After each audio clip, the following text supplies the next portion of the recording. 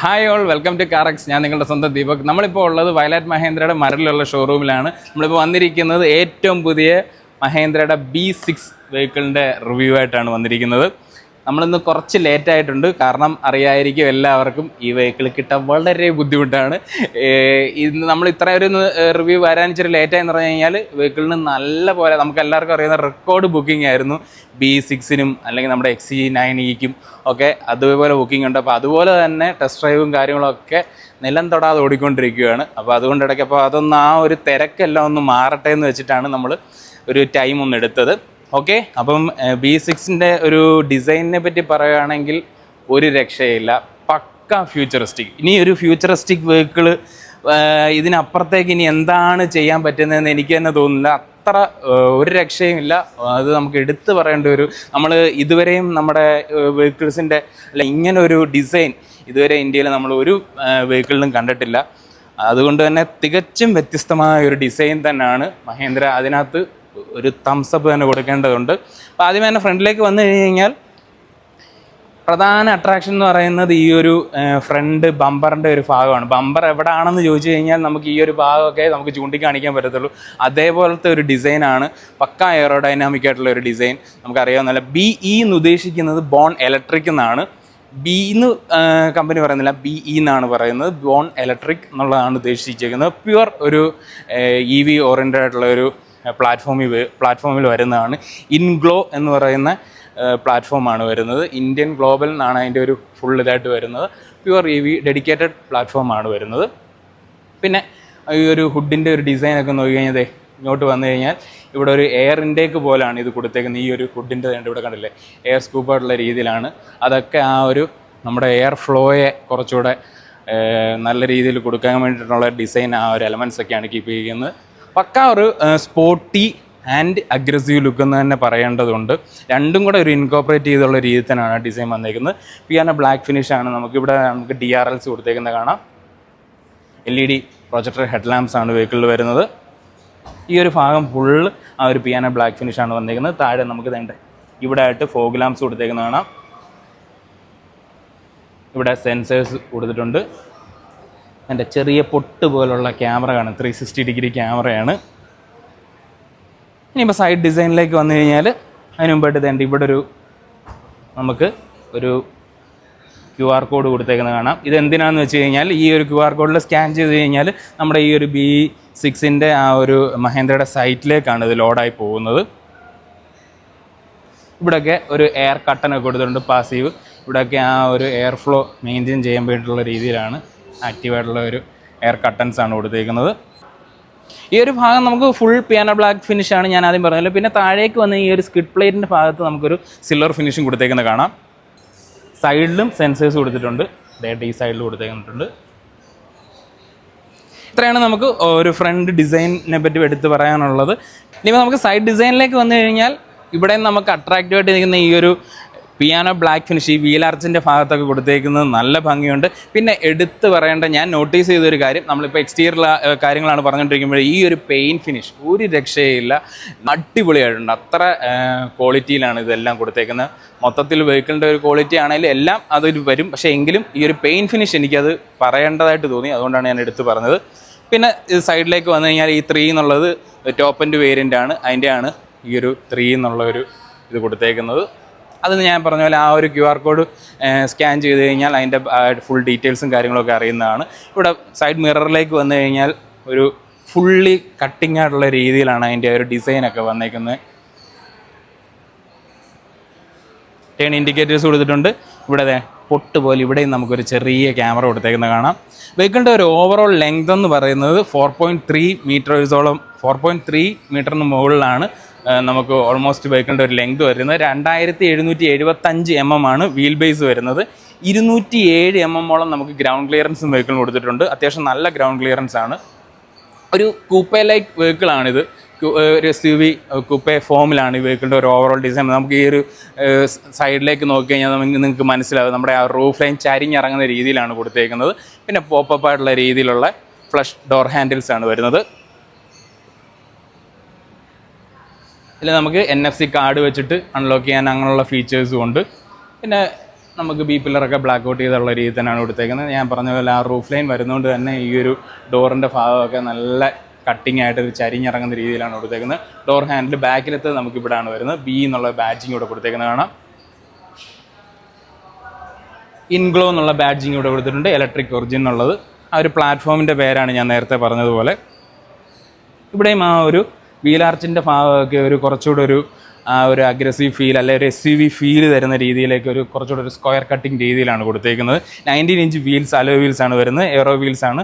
Electric വെഹിക്കിളിനൊക്കെ പൊതുവേ നമ്മൾ കണ്ടുവരുന്ന ടൈപ്പ് ആ ഒരു എയറോ വീൽസ് ആണ്. അത്യാവശ്യം ഡിസൈനൊക്കെ ആണെങ്കിലും നല്ല ഭംഗിയുണ്ട്. ഒരു ബ്ലാക്കും സിൽവർ ഫിനിഷും ആണ് കൊടുത്തേക്കുന്നത്. ഇനിയിപ്പോൾ റിയർ ഡിസൈനിലേക്ക് വന്നു കഴിഞ്ഞാൽ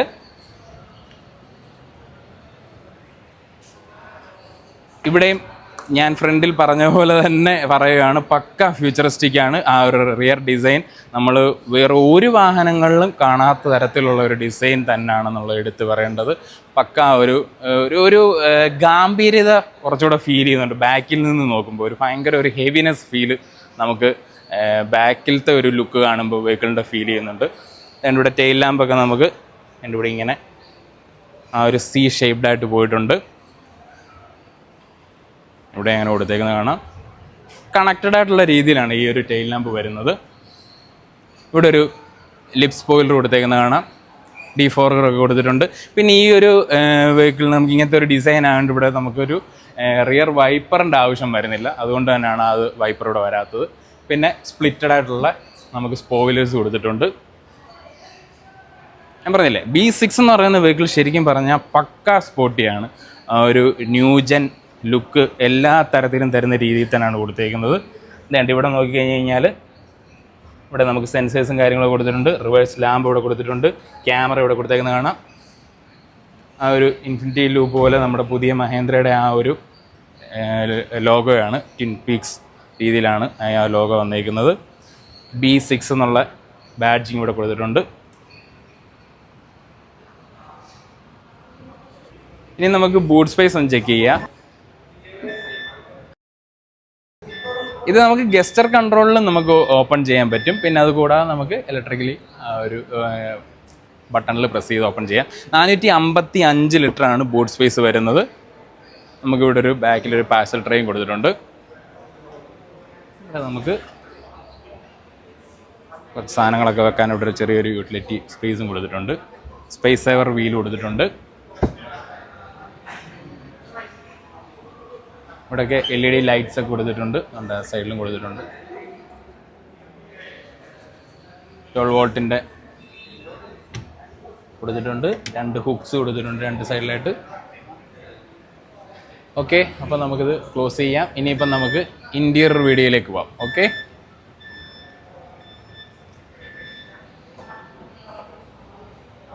യെസ്, അപ്പോൾ നമ്മുടെ B6ൻ്റെ ഇൻറ്റീരിയർ ആണ് ഈ കാണുന്നത്. ഒരു രക്ഷയില്ല. ഞാൻ ആദ്യം പറഞ്ഞ പോലെ തന്നെ ആ ഒരു ഫ്യൂച്ചറിസ്റ്റിക് ഡിസൈൻ തന്നെയാണ് ഇൻറ്റീരിയറിലും കൊടുത്തേക്കുന്നത്.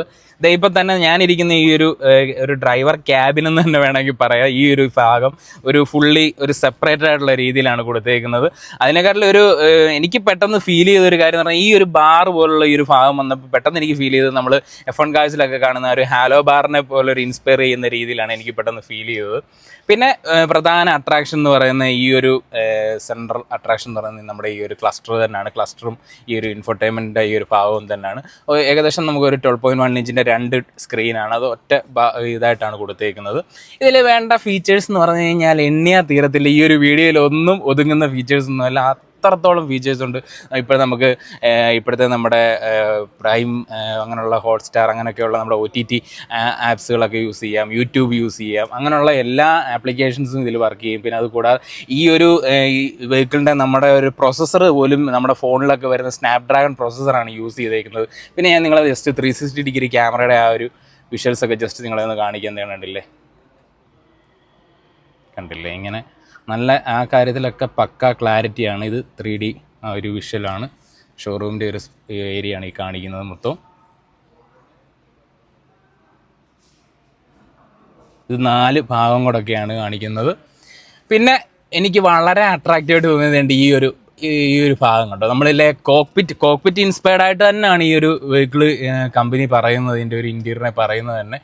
ഇവിടെ നമുക്ക് ക്യാമറ ഒരു ക്യാമറയുടെ ഓപ്ഷൻ കാണിച്ചതെന്ന് വെച്ച് കഴിഞ്ഞാൽ നമുക്ക് ഫോട്ടോ നമുക്ക് വേണ്ട ഇവിടെ ക്യാമറ കൊടുത്തിട്ടുണ്ട്, നമുക്ക് അകത്തിരിക്കുന്നവരുടെയൊക്കെ ഫോട്ടോ ക്യാപ്ചർ ചെയ്യാനുള്ള ഒരു ഓപ്ഷൻ ഉണ്ട്. ഇതിനകത്ത് സ്റ്റോറേജ് ഉണ്ട്, നമുക്ക് അതിൽ നിന്ന് ഫോൺ കണക്ട് ചെയ്ത് നമുക്ക് ആ ഒരു പിക്സ് ഒക്കെ എടുക്കാനും അങ്ങനെയുള്ള കാര്യങ്ങളൊക്കെ ഒരു ഓപ്ഷൻ കൊടുത്തിട്ടുണ്ട്. പിന്നെ വേണ്ട ഇവിടെ നമുക്ക് ആ ഒരു ഡോറിൻ്റെ ഓപ്പണിങ്ങിൻ്റെ ഇത് കൊടുത്തിട്ടുണ്ട്, ഹസാർഡ് സ്വിച്ചസ് കൊടുത്തിട്ടുണ്ട്. വേണ്ട ഇവിടെ അത് എയർ ബാഗ്സിൻ്റെ നോട്ടിഫിക്കേഷനും കാര്യങ്ങളൊക്കെയാണ്. നമുക്ക് കണ്ട് പാനോരമിക് സൺറൂഫാണ്, ആ ഒരു ഇൻഫിനിറ്റി റൂഫ് എന്നാണ് കമ്പനി പറയുന്നത്. ഇതിൽ രണ്ട് ഈ ഒരു ഭാഗത്തൊക്കെ എന്ന് പറഞ്ഞാൽ ലൈറ്റ്സ് നമുക്ക് രാത്രിയിൽ നമുക്കത് കിട്ടും. അത് നമുക്കിപ്പോൾ ഈ ഒരു ലൈറ്റിൽ നമുക്ക് കാണാൻ പറ്റത്തില്ല, ഷോറൂമിൽ ലൈറ്റ് കിടക്കുന്നതുകൊണ്ട് തന്നെ അത് കാണാൻ പറ്റത്തില്ല.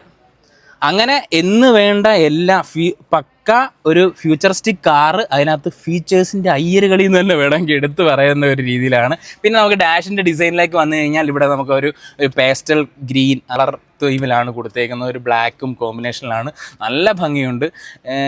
നമുക്ക് ഈ വെഹിക്കിളിനകത്ത് കയറിയിരിക്കുമ്പോൾ ഒരു പക്ക ഒരു സ്പോർട്ടി ഫീൽ എല്ലാ രീതിയിലും തരുന്ന രീതിയിൽ തന്നെയാണ് വെഹിക്കിളിൻ്റെ ഒരു ഇൻറ്റീരിയർ ഡിസൈനും. ഈ AC വെൻസിൻ്റെ ഒക്കെ ഡിസൈൻ ആണെങ്കിലും നല്ല ഭംഗിയുണ്ട് കാണാനായിട്ട്. നടുക്കൊരു ഡിസൈൻ എലമെൻറ്റ്സ് കൊടുത്തിട്ടുണ്ട്, അതിൻ്റെ രണ്ട് സൈഡിലായിട്ടാണ് ഈ രണ്ട് AC വെൻസ് കൊടുത്തേക്കുന്നത്. പിന്നെ സീറ്റിലേക്ക് വന്നു കഴിഞ്ഞാൽ അടുത്ത ഒരു അട്രാക്റ്റീവ് പോയിന്റ് എന്ന് പറഞ്ഞു കഴിഞ്ഞാൽ ഇതൊരു നമ്മളൊരു പക്ക ഒരു ഓഫീസ് ന്യൂജൻ ഓഫീസ് സ്പേസിലൊക്കെ നമ്മൾ കാണാറുള്ള പോലത്തെ, അല്ലെങ്കിൽ ഒരു നമ്മൾ ഒരു എയർക്രാഫ്റ്റിലൊക്കെ കാണുന്ന പോലത്തെ ഒരു സീറ്റിംഗ് പോലെയാണ്. ഇതിൻ്റെ ബാക്കിലത്തെ ഒരു ഡിസൈനൊക്കെ ഞാൻ നമുക്ക് ബാക്ക് സീറ്റിലിരിക്കുമ്പോൾ കാണിച്ചു തരാം. പിന്നെ സെൻറ്റർ ഈ ഒരു കൺസോളിൻ്റെ ഭാഗത്തേക്ക് വന്നു കഴിഞ്ഞാൽ ഇവിടെ രണ്ട് ഇൻഡക്ഷൻ ചാർജിങ് പോർട്ടുകൾ കൊടുത്തിട്ടുണ്ട്. രണ്ട് മൊബൈൽ നമുക്ക് അറ്റ് എ ടൈം നമുക്ക് ചാർജ് ചെയ്യാൻ പറ്റുന്ന രീതിയിലാണ് കൊടുത്തേക്കുന്നത്. ഇവിടെ കപ്പ് ഹോൾഡേഴ്സ് കൊടുത്തിട്ടുണ്ട്. പിന്നെ ഇങ്ങോട്ട് വന്നു കഴിഞ്ഞാൽ ഇവിടെ നമുക്ക് കണ്ടില്ലേ ആ ഒരു കോക്ക്പിറ്റ് ഇൻസ്പയർഡ് ആയിട്ടുള്ള രീതിയിലാണ് ആ ഒരു നമ്മുടെ ഡ്രൈവ് മോഡ്സിലുള്ള ഗിയർ ഷിഫ്റ്റ് കൊടുത്തേക്കുന്നത്. പാർക്ക്, റിവേഴ്സ്, ന്യൂട്രൽ, ഡ്രൈവ് അങ്ങനെയുള്ള എല്ലാം കൊടുത്തിട്ടുണ്ട്. ഇവിടെ നമുക്ക് പാർക്കിൻ്റെ ആ ഒരു സ്വിച്ച് ഡെഡിക്കേറ്റഡ് ആയിട്ട് ഇവിടെ ഈ സൈഡിൽ കൊടുത്തിട്ടുണ്ട്. എല്ലാം ഒരു ഫെദർ ടച്ച് രീതിയിലാണ് സ്റ്റാർട്ട് സ്റ്റോപ്പ് ബട്ടൺ കൊടുത്തേക്കുന്നത്. ഇവിടെ നമുക്ക് നമ്മുടെ കീ ഫോബ് വെച്ചേക്കുന്നതാണ്. ഇതിൽ നമുക്കറിയാവുന്ന പോലെ പാർക്ക് അസിസ്റ്റും ഒക്കെ വരുന്നുണ്ട്, അങ്ങനെയുള്ള ഫീച്ചേഴ്സും ഒക്കെ വരുന്നുണ്ട്. പിന്നെ ഇവിടെ ഒരു റൊട്ടേറ്ററി നോബ് ഉണ്ട്. ഇവിടെ നമുക്ക് ഇതിൻ്റെ കൺട്രോൾസും കാര്യങ്ങളൊക്കെ നമുക്ക് അഡ്ജസ്റ്റ് ചെയ്യാനൊക്കെ പറ്റും. ഫാനിൻ്റെ AC-യുടെ കാര്യങ്ങളൊക്കെ ചെയ്യാൻ പറ്റും. ഇപ്പോൾ ഞാൻ AC-യുടെ കൺട്രോൾസൊക്കെ നിങ്ങൾ ജസ്റ്റ് ഇതിൽ കാണിക്കാത്തതെന്ന് വെച്ച് കഴിഞ്ഞാൽ ഇതിൻ്റെ ഒരു അപ്ഡേഷൻ്റെ ഭാഗമായിട്ട് ഇവരത് ചെയ്തുകൊണ്ടിരിക്കുകയായിരുന്നു. അതിൻ്റെ ഇടയിലാണ് ഞാൻ പെട്ടെന്ന് ഇപ്പോൾ വീഡിയോ എടുക്കുന്നത്. പിന്നെ ഇതിലേക്ക് വന്നു കഴിഞ്ഞാൽ അവിടെയാണെങ്കിലും ഭയങ്കര ആ ഒരു കളർ കോമ്പിനേഷനൊക്കെ ഒരു രക്ഷയില്ല, നല്ല രസമുണ്ട്, നല്ല ആ ഒരു ന്യൂജൻ ഫീൽ തരുന്ന രീതിയിൽ തന്നെ. ഡ്രൈവ് മോഡ്സ് നമുക്ക് വരുന്നുണ്ട്, എവരിഡേ, റേസ്, നോർമൽ, എക്കോ, അങ്ങനെ. പിന്നെ അതുകൂടാതെ ഒരു കസ്റ്റം എന്ന് പറയുന്ന ഒരു അങ്ങനെ ഇത്രയും ഡ്രൈവ് മോഡ്സുകൾ നമുക്ക് സെലക്ട് ചെയ്യാൻ പറ്റുന്ന രീതിയിൽ മോഡ്സ് വരുന്നുണ്ട്. റേഞ്ചാണ് ഇപ്പോൾ കാണിക്കുന്നത്, 76% ചാർജ് ഉണ്ട് വെഹിക്കിളിൽ, 250 ആണ് കാണിക്കുന്നത്.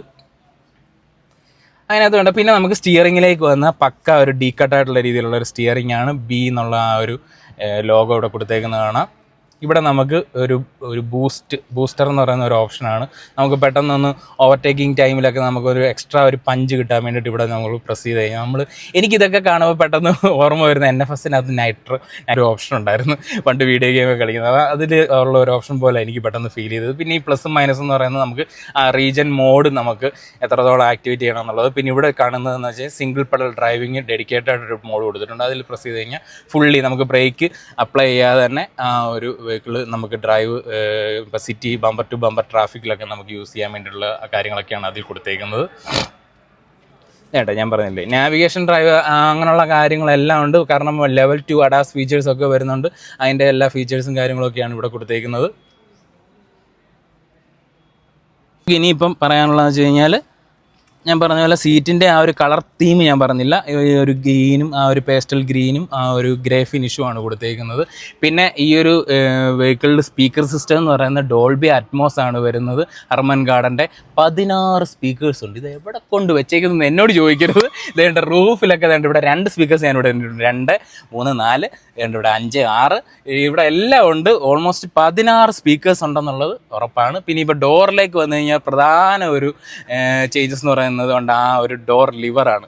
നമ്മൾ ലംബോർഗിനിയിലും അങ്ങനെയുള്ള ഹൈ എൻഡ് കാഴ്ചയിലൊക്കെ കാണുന്ന രീതിയിലാണ് ആ ഒരു സ്ട്രാപ്പ് പോലെ കൊടുത്തേക്കുന്നുണ്ട്, പുൾ ടു ഓപ്പൺ എന്ന് പറയുന്നത്. ആ രീതിയിലാണ് അതൊക്കെ കൊടുത്തേക്കുന്നത്. ഞാൻ അതുകൊണ്ടാണ് പറയുന്നത് നമ്മുടെ ഈ ഒരു വെഹിക്കിളിൽ ഇത് മറ്റുള്ള ബ്രാൻഡിനും കൂടെ ഒരു എന്താ പറയുന്നത്, അവർക്കും കൂടെ ഒരു പ്രചോദനം വരുന്ന രീതിയിലാണ് ഇതിനകത്ത് ഫീച്ചേഴ്സ് ആഡ് ചെയ്തേക്കുന്നത്. ഇതിനകത്ത് ഇല്ലാത്ത ഫീച്ചേഴ്സ് ഇല്ല. അപ്പോൾ അതുകൊണ്ട് ഞാൻ ഫീച്ചേഴ്സ് ഒരുപാട് പറഞ്ഞ് അങ്ങനെയുള്ള കാര്യങ്ങളിലേക്ക് പോകുന്നില്ല. കാരണം വേറെ ഒന്നും ഉണ്ടല്ല, ഇന്ന് നാളെ ഒന്നും നമ്മൾ ഫീച്ചേഴ്സ് പറഞ്ഞ് തീരത്തില്ല.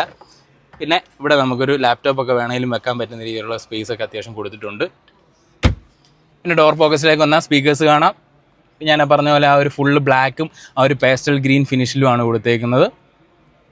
ഇത്രയാണ് നമുക്ക് ഫ്രണ്ടിലെ വിശേഷങ്ങൾ. ഇനിയിപ്പോൾ നമുക്ക് ബാക്ക് സീറ്റിലെ വിശേഷങ്ങൾ കൂടെ ഒന്ന് ചെക്ക് ചെയ്യാം. Okay, yes. അപ്പോൾ നമ്മുടെ B6-ൻ്റെ ബാക്ക് സീറ്റാണ് എല്ലാവരും ചോദിക്കുന്നത്. ഞാൻ ഒരുപാട് കണ്ടിട്ടുണ്ട് ആളുകളൊക്കെ ബാക്ക് സീറ്റ് എങ്ങനെയുണ്ടെന്ന്. പക്ഷേ ഞാൻ ഓൾമോസ്റ്റ് 5.8 ഇഞ്ചസോളം വരുന്ന ഹൈറ്റാണ് എനിക്ക് വരുന്നത്.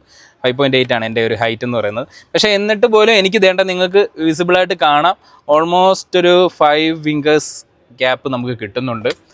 പിന്നെ തൈ സപ്പോർട്ടിലേക്ക് വന്നു നല്ല രീതിയിൽ തൈ സപ്പോർട്ട് കിട്ടുന്നുണ്ട്. അതുകൊണ്ട് ഇവിടെ നോക്കി കഴിഞ്ഞാൽ മനസ്സിലാവും നമ്മൾ ആ രീതിയിലാണ് ഇതിൻ്റെ ഒരു ഡിസൈൻ വന്നേക്കുന്നത്. മുകളിലോട്ട് റേസ് ചെയ്തിട്ടുള്ള രീതിയിൽ തന്നെയാണ് ഡിസൈൻ കൊടുത്തേക്കുന്നത്.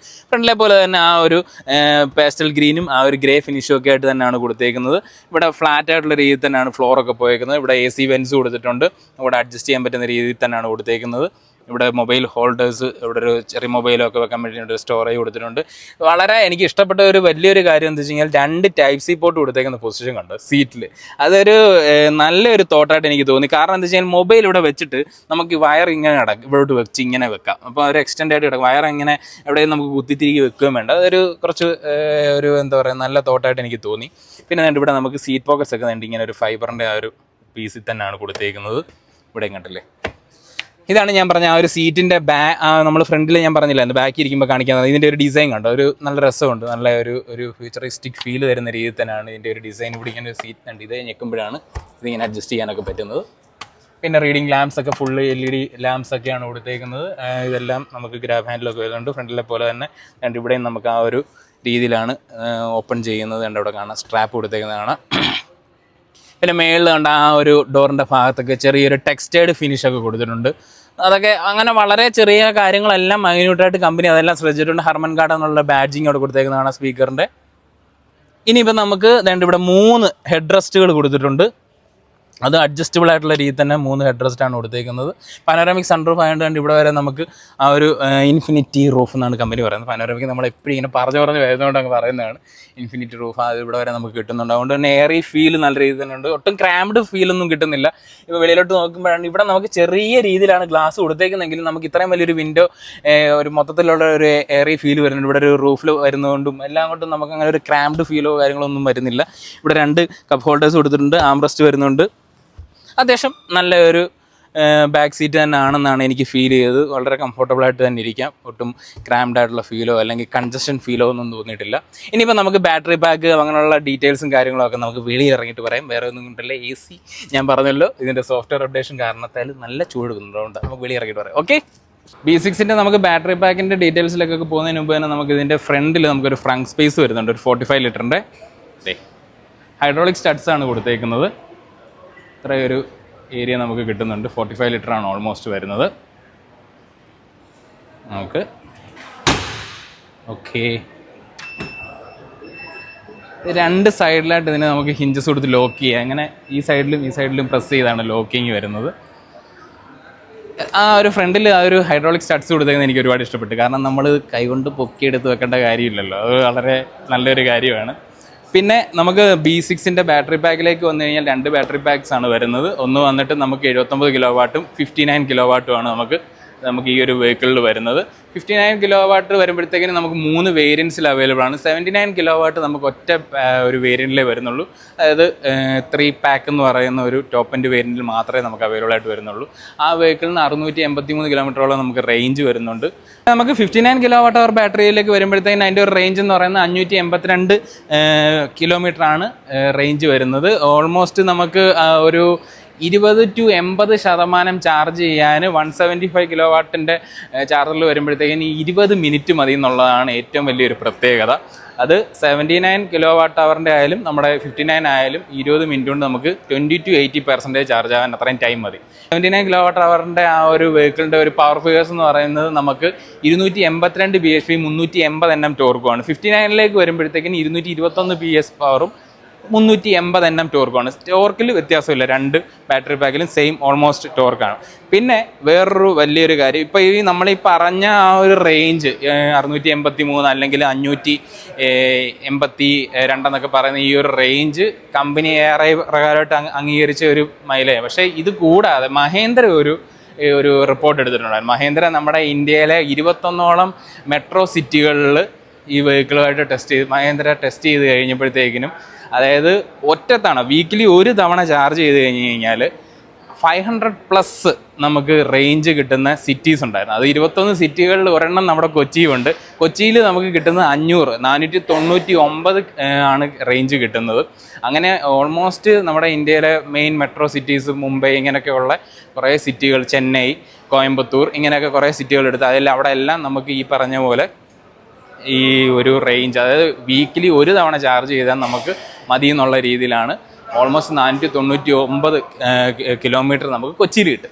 പിന്നെ ഇത് കൂടാതെ നമുക്ക് ഈ ഒരു വെഹിക്കിളിൻ്റെ ടെസ്റ്റിങ്ങിലേക്ക് വന്നു കഴിഞ്ഞാൽ ഏറ്റവും വലിയൊരു അത്ഭുതമായിട്ടുള്ളൊരു കാര്യം എന്ന് പറഞ്ഞാൽ ബാറ്ററി ടെസ്റ്റിങ്ങിൻ്റെ ആ ഒരു ബാറ്ററി റോബസ്റ്റ്നെസ്സൊക്കെ ആയിട്ടുള്ള ഒരു കാര്യങ്ങളിലേക്ക് വന്നു കഴിഞ്ഞ് കഴിഞ്ഞാൽ എനിക്ക് അട്രാക്റ്റീവായിട്ട് തോന്നിയ ഒരു കാര്യം, 55 ലക്ഷം കിലോമീറ്ററും 14,741 മണിക്കൂറോളം ടെസ്റ്റിങ് നടത്തിയിട്ടുള്ള ഒരു ബാറ്ററിയാണ്. പിന്നെ അതിനകത്ത് കൂടാതെ വാട്ടർ ലീക്കേജ് ടെസ്റ്റിങ് ഓൾമോസ്റ്റ് 30 മിനിറ്റോളം നമ്മുടെ ഈ ഒരു അണ്ടർ വാട്ടറിൽ ഡിപ്പ് ചെയ്തിട്ടതിന് ശേഷം ലീക്കേജ് പ്രൊട്ടക്ഷനും കാര്യങ്ങളൊക്കെ ടെസ്റ്റ് ചെയ്തിട്ടുണ്ട്. അതുകൂടാതെ തെർമൽ ടെസ്റ്റിങ് നടത്തിയിട്ടുണ്ട്. പിന്നെ അതുകൂടാതെ വെയ്റ്റിൻ്റെ വെച്ചിട്ടുള്ള ഒരു ടെസ്റ്റിങ്, ഇങ്ങനെ വേണ്ട ഫുൾ ടെസ്റ്റിങ്, എല്ലാ രീതിയിലുള്ള ഒരു ടെസ്റ്റിങ്ങും കാര്യങ്ങളും ഒക്കെ നടത്തി പ്രൂവൻ ചെയ്ത് തന്നേക്കുന്ന ഒരു ബാറ്ററി പാക്കും കാര്യങ്ങളും ഒക്കെയാണ്.